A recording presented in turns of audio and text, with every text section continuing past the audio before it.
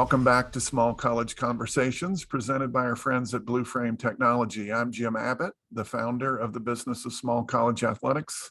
Today, I'm joined by Cindy Potter. Cindy is the Senior Deputy Director of Athletics at Columbia College. Cindy, thanks so much for being with us. Thank you, Jim, for having me, and thank you to Blue Frame for sponsoring this. You bet. Well, I'm excited to talk to you.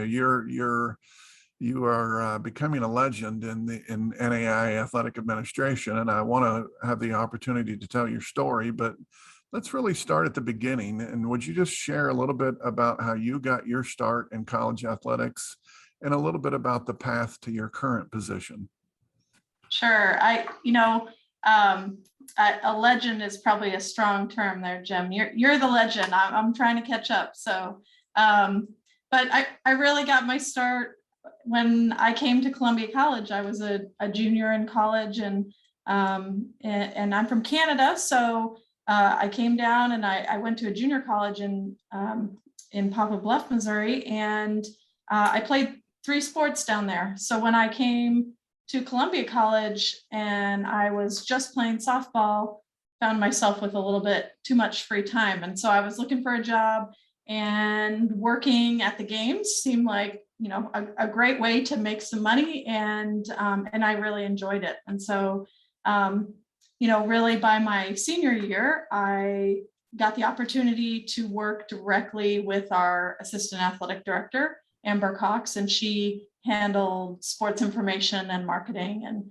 And she was the conference SID and the region SID at the time.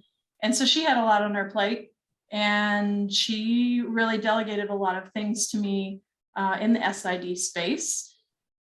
And I just kind of fell in love. And I was one of those students who thought they were going to be an elementary school teacher. And when I came to Columbia College, I was just unprepared for how many extra credit hours I would need to take. And I ended up as a super senior. And at the time, that was devastating, not going to graduate on time. But it turned out to be the best thing in my life, because that following year, my super senior year, I got to help out with the softball team. And Amber left for an amazing job in professional sports. And I was left as the only one who knew how to update the website. And so the initial job kind of fell into my lap, still as an undergrad. And that worked itself into a graduate assistantship and eventually a full-time job. I still, my athletic director at the time, Bob Burchard, will still probably give me a hard time about the fact that when he offered me a full-time job, I cried and cried in his office, because for me, it was more than just a position. It was a chance to stay in the United States. And so that kind of really just gave me my start. And they did hire someone who, Brad Jinks at the time, who helped us with marketing and development, but he really let me handle the SID stuff. And so that slowly turned into, my thing. But to work it into a full-time position, I also took on some of the compliance roles and just overseeing academics. And over the years, people have left in those positions. And, and I've been able to kind of climb the ladder a little bit within our department. And really, I joke that I came here, I got a position, I found a husband, and they haven't been able to get rid of me since. So, but I would say that, really, I'm not the best in any of this stuff. I, was not trained to be an SID. I was never the best softball player, but I just worked my butt off to, to make sure that nobody was going to outwork me. And really, I would tell you that's how I got where I am today, is I never let anyone outwork me. So. Well, it's obvious to me that that's the case. To go from student worker to graduate assistant to, a few other steps that lead to senior deputy director of athletics is impressive. And oftentimes in our job, perseverance is the key and a willingness to learn. Um, I laugh when you say that you knew how to update the website, so you got the job, and that is so true. I mean, and so many of our athletic departments, we would probably react in a similar way, but I have no doubt that there was some anxiety and probably a real determination for you to learn how to do everything else that comes with the job. So currently in this position that you have sort of elevated to senior deputy director of athletics, talk about the areas that you oversee and how do you sort of divide your time between those areas? Well, really, up until last November, I was the SID, and had been really since 2005, and really handling all of the sports information duties. I did acquire a couple of GAs over the years, but the majority of that work rested on my shoulders. Unfortunately, when you also handle compliance, compliance has to come first. And so sports information definitely took a back seat, because how does it not? If your athletes aren't eligible and you're not staying compliant with all the rules, you don't really have a lot to promote as an SID. So in November, I was lucky enough to get to hire a full-time sports information director in Scott Barker. And that has just been a complete game changer for our department. Someone who is being able to, undivided attention to sports information. And we're at a point right now where I don't understand how I would ever be able to do everything.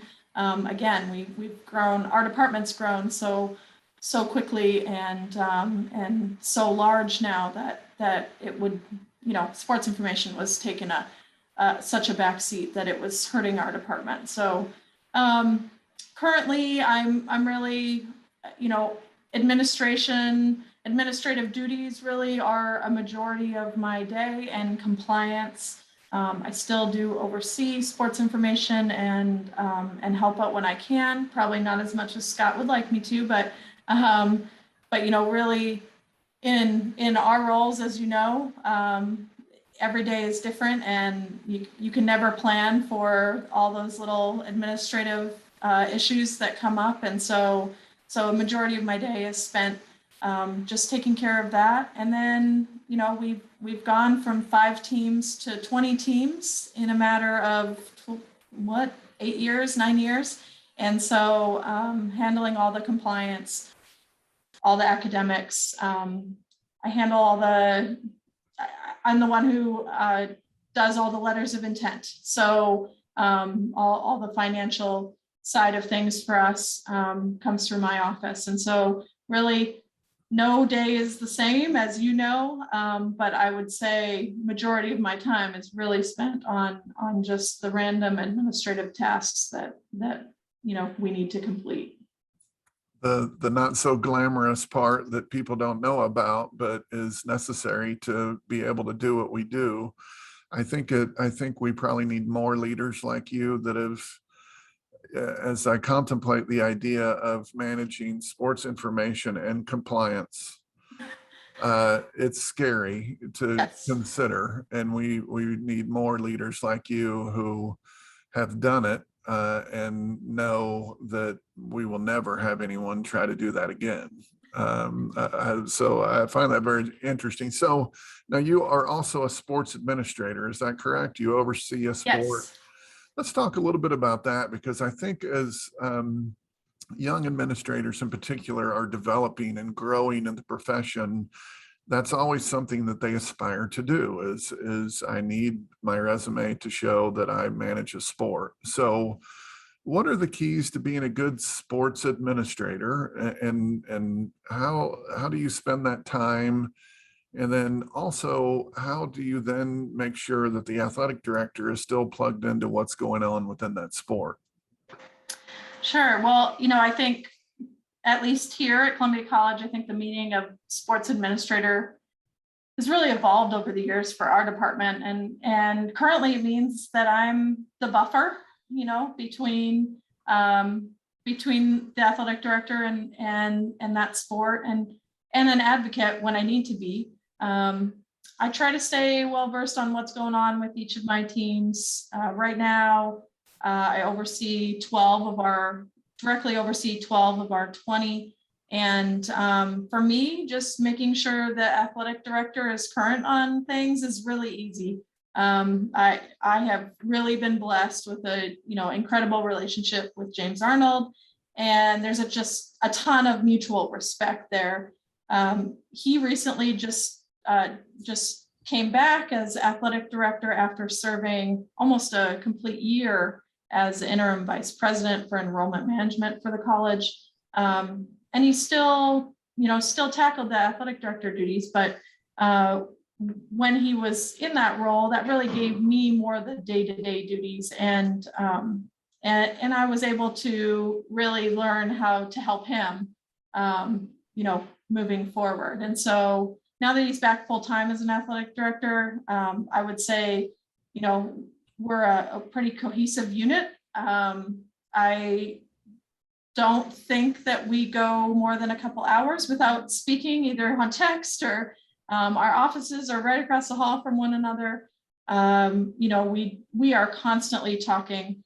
There's really not a lot that I don't tell him, but I do try to make sure that he's a busy guy, and try to make sure that he knows when he needs to know.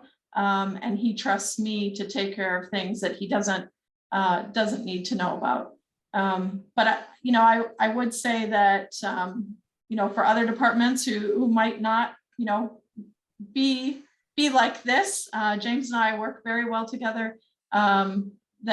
That really the mutual trust thing is the deal breaker. If you don't have mutual trust that your sports administrators are taking care of things and serving the ultimate mission of the college or university, then it's going to be a tough road. But I'm fortunate that that's not an issue for us. I think that's great. You mentioned buffer and you mentioned advocate, and I think those are both important. You have the ability to work through the coach to ensure that this is not something you have to bother the athletic director with. But then you also have the ability to represent that sport to the athletic director to say, I really think this is important. I wonder, do you ever, I think about this relationship sometimes as just like parenting, because sometimes if mom doesn't give me the answer I want, then I go to dad to see if he has a different answer. And so, oh, absolutely. So are there from time to time some communication snafus that occur there? It's so funny that you say that, Jim, because I think probably 2 or 3 times a week we say, okay, you get to be the bad parent this week, or you get to be the good parent this week. That's absolutely correct. I love working with my coaches. I do think that I've got some of the best coaches at any level, but no matter what, they're human too. And so if I tell them something that they don't like, it's very easy for them to walk across the hall and ask James the same question. Yeah. Fortunately, we do have that, that relationship that he knows, if a coach is going to come to talk to him, that they may have already talked to me. And there hasn't been many issues so far. I mean, we've only been working together for about 2.5 years, but there hasn't been many issues too far where we are, on opposite ends, or where the children are going to get a different answer from mom or dad. So it's been a good one for us. Oh, I think that's great. I'm not suggesting that coaches are trying to work their way through the system. Sometimes they just bump into the other person first. But Absolutely. Yep. what we've had to try to get in the habit of is remembering that my first response ought to be, what did Cindy say? And if the answer is I haven't talked to Cindy, then okay, start there and come back to me. Yes, Well, for sure. I want to switch gears a little bit. You are the first ever NAI president of COSIDA, which is shocking to me that it's taken this long, but absolutely awesome to me in particular as an NAI person myself to see you ascend into that leadership position. How did you get started with COSIDA, and how has that involvement impacted your career? Well, first, Jim, I have to tell you that I haven't heard too many people just say that. And so when you said, first NAI president of COSIDA, I've read it a lot, but I haven't heard too many people say it. So when you said it, I kind of got goosebumps. It's still a surreal moment for me. It's definitely, a career moment for me. And I agree. I don't know why I'm the first NAIA, but I am proud to be the first NAIA. Back in 2008, I was the first ever NAIA board member for COSIDA. And at that time, I couldn't, I thought, this cannot be right, that, that we've gone this long without an NAIA person. But, we've come a long way since then, and we've had several NAIA board members, and I'm proud to represent us as first NAIA COSIDA president. But really, how did I get my start in COSIDA? My athletic director at the time, it was when I was just finishing up my graduate work, Bob Burchard. He was the one who really just told me about professional development and how much that it has made a difference in his career, and all his work with that NAVC and serving on the national board there, getting a spot for NAI coaches on that board. He was really the person that said, you need to check this out. And so I still didn't really know what I was doing. But I went to my first COSIDA convention in 2006, and I knew one person at the time, and that was Scott Cummings of McKendree, who was just announced into the NAI Hall of Fame. Unfortunately, we lost Scott last year, and that makes me a little emotional because he was my first friend in the business. And I went to that convention knowing only him and not knowing him that well. And he called me up on the first day I got there and said, are you coming to NAI SIDA? And I rode over to Trevecca Nazarene University at the time in a car full of people that I didn't know. As a 23, 24-year-old female, and there went history, because I met some of the most amazing people on that first convention. I slept very little, and just took every opportunity I could to really get to know people and make connections and network. And that was the next couple of years. And 2 years later, I ended up on the COSIDA board. And that wasn't because I was an amazing SID at all. It was just because of the networking and relationships that I had built. And so, COSIDA really has made my career what it is. And without it, I think I probably would have left the business. Yeah. You just build the relationships and the friends and the connections that help you when times are tough and when you feel like the work is never ending. And so without COSIDA, I don't know that I would be sitting in this chair, be doing this job and be where I am today. I think it's such an important point to, you know, we talk a lot about networking, and some people think of networking as this is the way that I'll build myself up through the career and get the job I really want. And there's some truth to that. But I think more than anything, just having that group of people who will maybe listen to your complaints and offer advice and answer the phone is so important. And you know, COSIDA in particular is the professional development organization for sports information. I don't think any area of our business has gone through so many dramatic changes and expansion, I think, than sports information. So talk a little bit about some of the biggest changes that you've seen in sports information during your time. Well, I would still like to consider myself fairly young, not yet 40. I got a few months yet, but I feel like I've been around for a long time.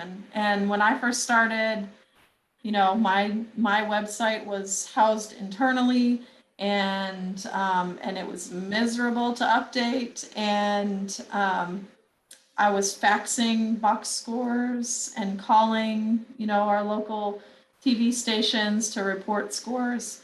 And I don't, you know, new SIDs these days have no clue what what we went through. I couldn't imagine having 20 sports and being where we are today back then, because I don't know how I would have done that. Things have become so much easier, but there is so much more on an SID's plate: social media, graphics, video, and I would regret not saying just parent involvement at this point, because I think that is one of the biggest changes. You know, we often forget that SIDs deal with a lot of parent complaints and or requests. And you feel guilty when a parent says, well, how come my kid didn't get this? Or, you know, and it puts a lot of pressure on people. And so, you know, the social media, graphics, and video, those are the obvious big changes that have happened in the last, you know, 10, 15 years. But I just think that the parent involvement has changed our games dramatically. There's an expectation there that wasn't there 15, 20 years ago. And so, it is a big change. And I'm glad that I've got help in Scott now, because that was definitely not my favorite part. So. Well, I've been here long enough. When I first came to Oklahoma City University, we had 3 fax machines on the entire campus. And it is interesting that today you just take it for granted that every sport will be web streamed, and that there will be a recap of the game and a cool graphic on social media. And I just sort of contemplate, like you, when you have 20 sports and everyone has an Instagram page and a Twitter handle. I really have a heart for how sports information in particular has changed. I think we've done some things in terms of software that make some of those things easier, but it still requires you to spend hours observing a game and accumulating statistics and noting the highlights. And so I think in you, Cindy, you have lived through the position and now are in a position where you supervise. So what advice would you give to athletic directors to help them best support their sports information folks? You know, I'm excited to hear this question, because I haven't left Columbia, and so I have not gotten. I haven't put myself in a position to interview for other sports information jobs. I haven't really wanted to, but I've always thought, you know, my first question to an athletic director if I was interviewing for a job was going to be, do I get to be a member of COSIDA, and do I get to go to convention? That seems like, you know, petty stuff. and somewhat maybe materialistic, self-serving. But I will tell you that your sports information folks look forward to that. Look forward to that that opportunity to go to convention, and that's kind of been put to the wayside. Or you've got to decide: can I buy a new camera, or do I get to go to convention? Well, if I buy a new camera, that really helps the department. And convention, yes, I'm going to learn a lot, but that is really our stress relief. That's our outlet, and that's where we see our friends in the business. And so I've had a couple of graduate assistants move on from here, and that's my advice to them.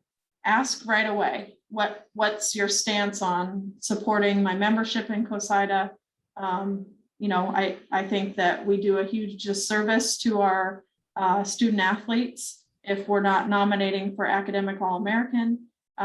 It's a big honor to be up there and considered for those awards. And so just the support that you give them throughout the year, of just allowing them to do their job and know that they're not trying to make any mistakes. Mistakes happen, and everybody wishes that they could just avoid all mistakes at all times, but knowing that you kind of get that reward of being a member and going to convention at the end of the year. That's a huge thing that I hear it from my friends in the business too. I wish I could go, but I had to make this decision, or they told me right away it's not in the budget.